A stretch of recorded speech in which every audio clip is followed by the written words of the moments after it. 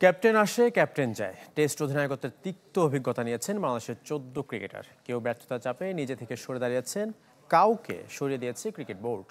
অভিমান থেকেও দায়িত্ব ছাড়ার নজির আছে। অধিনায়কত্বের মিউজিক্যাল চেয়ার থেকে সবশেষ সরে দাঁড়াতে হলো নাজমুল শান্তকে।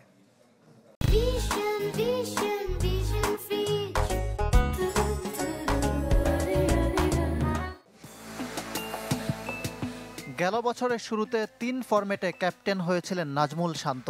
বছর ঘুরতে নিজে থেকে ছেড়ে দেন টি-20-র নেতৃত্ব। ওয়ানডেতে সরিয়ে দেওয়ার পর অভিমানে ছাড়লেন টেস্টের দায়িত্ব। এক ক্যাপ্টেন থেকে 3 ক্যাপ্টেন থিওরিতে যেতেও বেশি সময় লাগেনি ক্রিকেট বোর্ডের। অধিনায়কের মিউজিক্যাল চেয়ার থেকে বাদ পড়াদের তালিকায় নাজমুল প্রথম নন।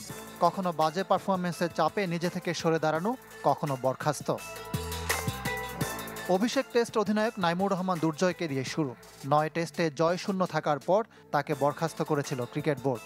2003 বিশ্বকাপ ব্যর্থতা ও বিতর্ক সঙ্গী করে অধিনায়কত্ব ছাড়তে হয়েছিল খালেদ মাসুদ পাইলটকে। 9 ম্যাচের পর সরিয়ে দেওয়া হয় খালেদ মাহমুদ সুজনকেও। হাবিবুল বাশার টিকেছিলেন 18 ম্যাচ। ওয়ানডে অধিনায়কত্ব ছাড়ার পর টেস্ট নেতৃত্ব কেড়ে নিয়েছিল বিসিবি। মোহাম্মদ আশরাফুলও একই পথের পথিক।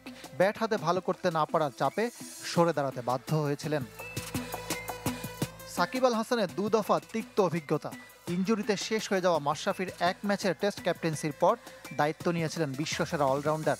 6 ম্যাচের পর তাকে সরিয়ে দিয়েছিল লোটাস কামালের ক্রিকেট বোর্ড। 2018 সালে দ্বিতীয়বার টেস্ট অধিনায়ক হন। আইসিসি নিষেধাজ্ঞার তিক্ত অভিজ্ঞতা এবার 14 ম্যাচের বেশি দীর্ঘ হয়নি।